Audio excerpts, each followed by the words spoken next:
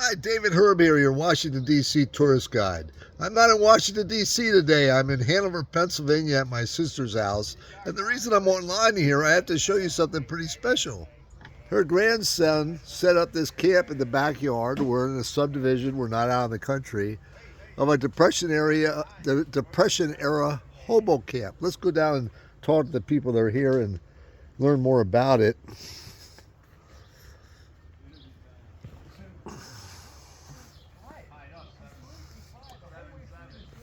This is my great nephew and my brother-in-law. So this is a camp set up like to imitate camps from the Depression era, huh? Where hobos would travel around the country and just gather and set up camps. Camp Hobo. This is incredible that this corrugated metal and this pit with blocks. Wow, it seems pretty realistic. If you can't get to the campground, you bring the campground to you. This is Eric Smith, my brother-in-law. And it's time travel right in your own backyard. Yeah, this is pretty special. And Colin, you did most of the work on this? This is my great nephew, Colin. He does reenactments. He loves history. And he brought some history right to his backyard, this hobo encampment. And they picked a great spot with these bamboo plants here. Get some of the close-ups of the kitchen and... Let's get some of the close-ups. I should have brought my gimbal today. I didn't know I'd be filming. I like your little pot for coffee and your cups, your lantern. Yeah, that's long enough for somebody to sleep in. So this is how the hobos would sleep back then, huh? Of course, they'd be traveling the country. Hey, Carl, this is my other nephew, Carl, enjoying the life of a hobo. And we're making mulligan stew.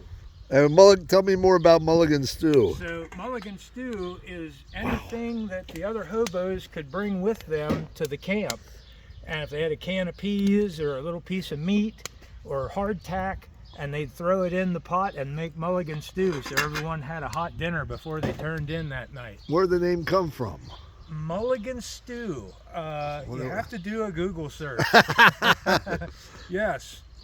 Well, this is one of the coolest things I've ever seen. It makes me almost want to be a hobo. That was a terrible time, though, in our history where people were suffering greatly. And I remember my grandmother and your wife's grandmother, Laurie's grandmother, told us like what they would somehow indicate, maybe people that are watching this on, you know, in their mailboxes or something, they put some sort of signal, or whether they had like if it was a safe place, or if the man had a gun, or if it was okay to work there for food.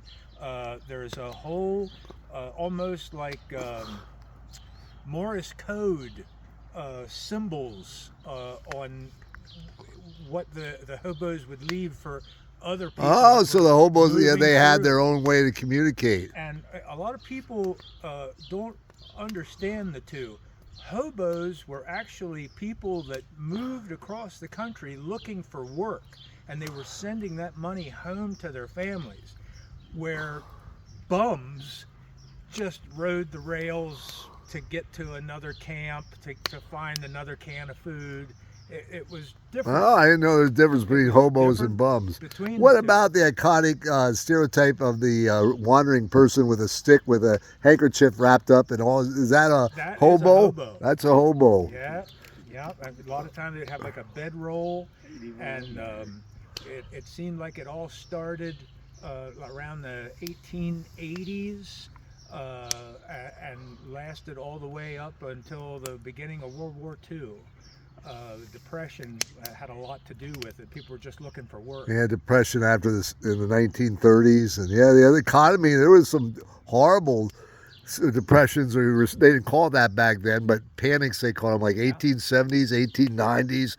Yeah, there was violence all over the country, like people striking for work, like striking, just like demanding food, breaking into stores. Thousands of people involved, thousands of police and National Guard being called out to counter them, and some of them were even, I've been reading lately, even gunned down with machine guns. Yeah, it was tough times till World War II brought us out of the Depression and all that, and then it's been this prosperity since then. Well, this is just incredible. Well, pull up a chair and okay, we're going to pull up a chair and leave you for now, but this is in Hanover, PA, the hobo camp. Wow, I'm going to enjoy this, which is kind of, I feel guilty saying that because we're, it's just, I could go back to my comfortable life where the people that, of course, lived this had to deal with the bugs, the heat, the violence, everything. Who's that? That's who the hobo is working for. Sending money home to his kid. Looks like a one-armed kid. I guess the other arm's behind the Yes. back. Oh, Yeah. wow. Well, thank you, Eric Smith. All right.